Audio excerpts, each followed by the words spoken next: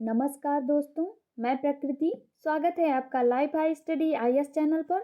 दोस्तों, आज हम पढ़ेंगे सीडीपी बाल विकास के अंतर्गत अधिगम स्थानांतरण, ट्रांसफर ऑफ लर्निंग। बहुत ही महत्वपूर्ण टॉपिक है।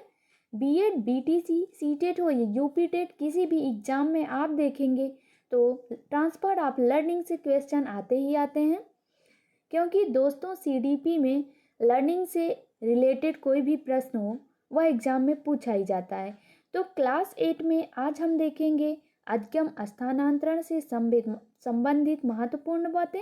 अगर आपने पिछले वीडियो को नहीं देखा है तो प्लीज़ जाकर देख लीजिए, और अगर आपने अभी तक वीडियो को लाइक नहीं किया तो प्लीज़ लाइक कर दीजिए।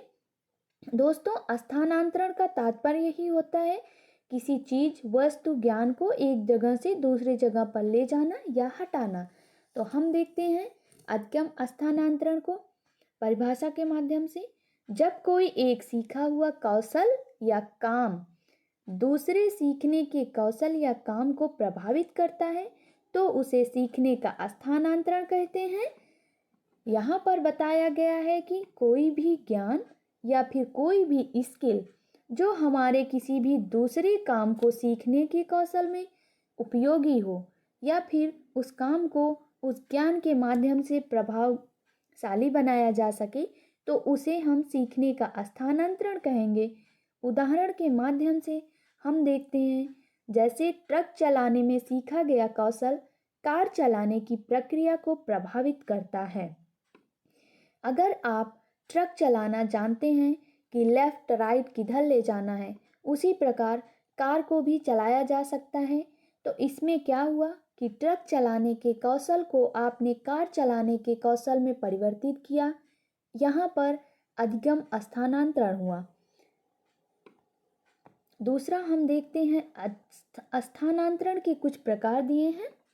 तो पहला हम देखते हैं धनात्मक स्थानांतरण, पॉजिटिव ट्रांसफॉर्मेशन ऑफ लर्निंग। तो धनात्मक स्थानांतरण पूर्व ज्ञान, अनुभव अथवा प्रशिक्षण नई बातों को सिखाने में सहायता प्रदान करता है। किसी कार्य को करने का ज्ञान, योग्यता अथवा अनुभव जब अन्य कार्यों को करने में सहायक होता है तब इसे सीखने का धनात्मक स्थानांतरण माना जाता है।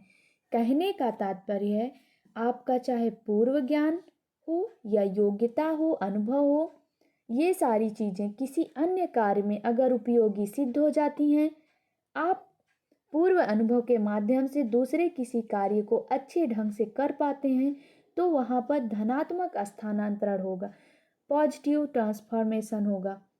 उदाहरण के माध्यम से देखें, जैसे हिंदी भाषा का ज्ञान संस्कृत भाषा सीखने में सहायता प्रदान करने के कारण धनात्मक स्थानांतरण कहलाएगा। इसी तरीके से दोस्तों हम दूसरा उदाहरण देखते हैं, जैसे गणित से संबंधित कुछ प्रश्न भौतिक विज्ञान में होते हैं। तो अगर हमें गणित के प्रश्न आते रहते हैं तो उसी माध्यम से हम भौतिक विज्ञान के भी प्रश्नों को कर लेते हैं। तो यहाँ पर क्या हुआ, धनात्मक स्थानांतरण हुआ। दूसरा देखते हैं ऋणात्मक स्थानांतरण। किसी कार्य को करने का ज्ञान, योग्यता अथवा अनुभव जब दूसरे कार्य को करने में घातक होता है तब इसे सीखने का ऋणात्मक स्थानांतरण कहेंगे। मतलब उपयोगी न सिद्ध हो, ऐसा कौशल, ऐसा ज्ञान जो उपयोगी न सिद्ध हो बल्कि घातक, विरोधी बने उस चीज में, तो वहाँ पर ऋणात्मक स्थानांतरण होगा। आपको उससे कोई लाभ नहीं हो रहा है।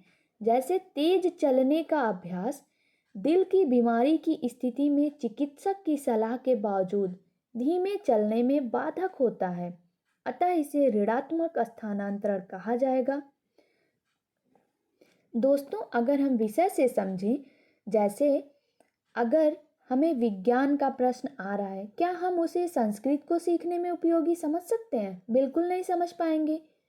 तो यहाँ पे ऋणात्मक स्थानांतरण हुआ ना, कि आप विज्ञान के तर्क को अगर संस्कृत की भाषा में जोड़ेंगे तो वहाँ पर आपका ज्ञान उपयोगी नहीं सिद्ध होगा, इसलिए ऋणात्मक हुआ। और यहाँ तेज चलने का अभ्यास, चिकित्सक को सलाह दी गई है कि आपको दिल की बीमारी है जो कि धीमे चलने में बाधक होता है, इसे ऋणात्मक स्थानांतरण कहा जाएगा। तीसरा है शून्य स्थानांतरण। सीखने की प्रक्रिया में जब पूर्व अनुभव ना तो सहायक होता है ना ही बाधक होता है तो वहाँ पर अधिगम का शून्य स्थानांतरण पाया जाता है। मतलब सीखने की प्रक्रिया ना तो घट रही है ना बढ़ रही है, न धनात्मक है न ऋणात्मक है, किसी भी चीज़ में उपयोगी नहीं है, सहायक नहीं है, तो वहाँ पर क्या हो जाएगा? शून्य स्थानांतरण। क्षैतिज स्थानांतरण जो हॉरिजेंटल प्रक्रिया में होता है, जब किसी स्तर में अर्जित ज्ञान, अनुभव अथवा प्रशिक्षण का उपयोग व्यक्ति के द्वारा उसी प्रकार की लगभग समान स्थिति में किया जाता है तो इसे सीखने का क्षैतिज स्थानांतरण कहेंगे। जैसे किसी ज्ञान, अनुभव या प्रशिक्षण को, मान लीजिए कक्षा 9 का छात्र है और 9 में सीखी हुई बातों का उपयोग वो कक्षा 9 की ही छात्र 9 की ही कक्षा में करता है तो वह उसका क्षैतिज स्थानांतरण होगा। मतलब हॉरिजेंटल प्रोसेस हो रहा है। उदाहरण के माध्यम से देखेंगे, गणित में जोड़ घटाने के प्रश्नों को हल करने का अभ्यास उसी तरह से किया जाता है जैसे विज्ञान के अन्य प्रश्नों को हल करने में किया जाता है। यहाँ पर गणित से संबंधित विज्ञान को बताया गया है कि उसी तरीके से इसमें भी प्रक्रिया होगी, तो ये क्षैतिज स्थानांतरण हुआ। जैसे हिंदी व्याकरण के माध्यम से हम थोड़ा बहुत संस्कृत व्याकरण को सीख सकते हैं ना।